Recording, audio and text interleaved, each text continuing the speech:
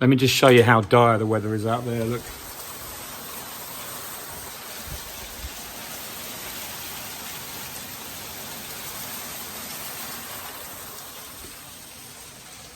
So I'm up at the workshop. We are still seeing the end of the storm. It's blown through. And I am doing frames. And very nice it is too. The fire is lit. Nice wood burner there. Plenty of wood. And I am doing frames, which is great. So I'm going to just show you what I'm doing. Same as last winter. I've got these old frames that we take out the wax melter. There they are, ready to go. Stack them up in boxes. There they are. There's the boxes I've just brought in from outside. They've been outside undercover in the dry, and they've been kind of drying out, but they've actually got a bit of mold on there because it's been so damp for so long.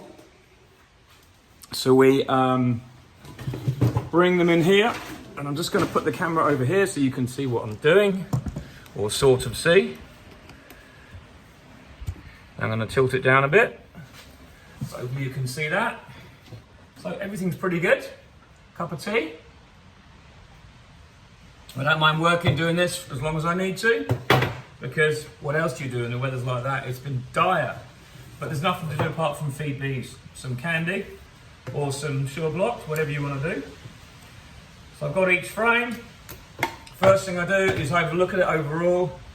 I'm scraping off any bits if there's any to scrape off. I've got this broken knife. It's absolutely brilliant tool for picking out the wires in the top.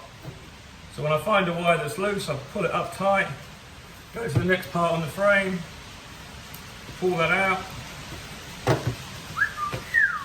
It is absolutely howling out there. It's really important you get your wires tight.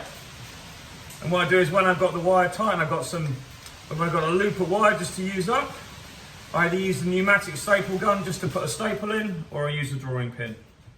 And in this case, the drawing pin is just great because it just holds that wire down, and a drawing pin costs nothing. Or you can use a staple, as I said. So that's all I do. You see, it's just holding that loop of wire down, and that now is ready to go to be re-waxed.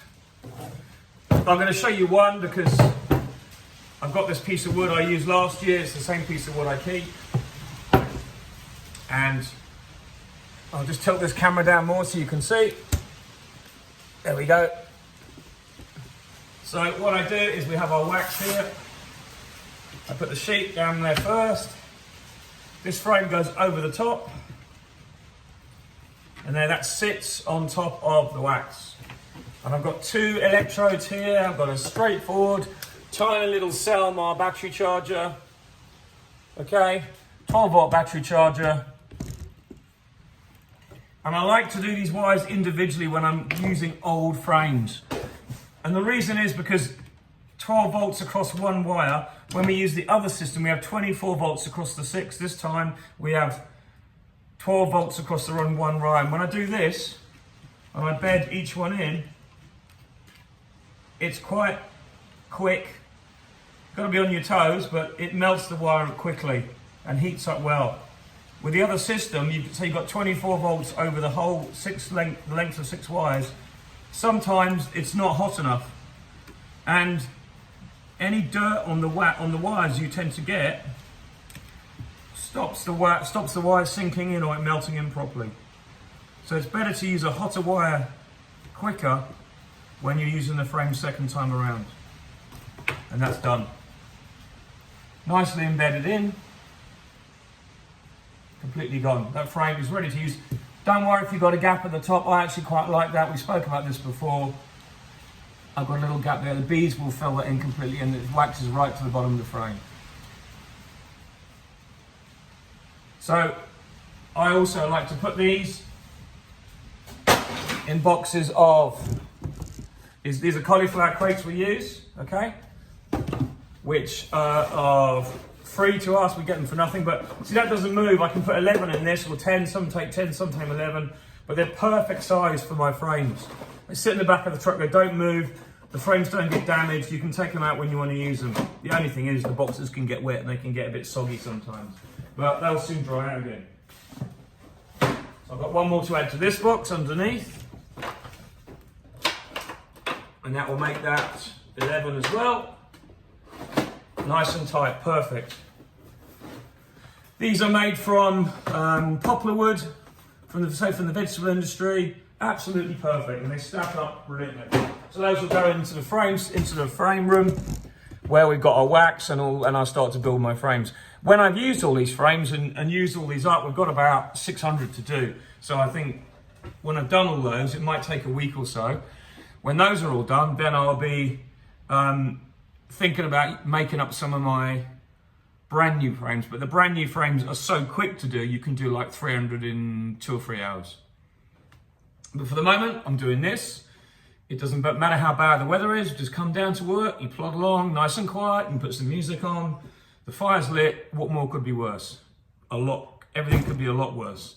So, my colleague's doing some woodwork in there using a big saw, the big band saw. I'm working away in here, everyone's happy. And it's just a great way of getting everything done, just plod along. What more could you want?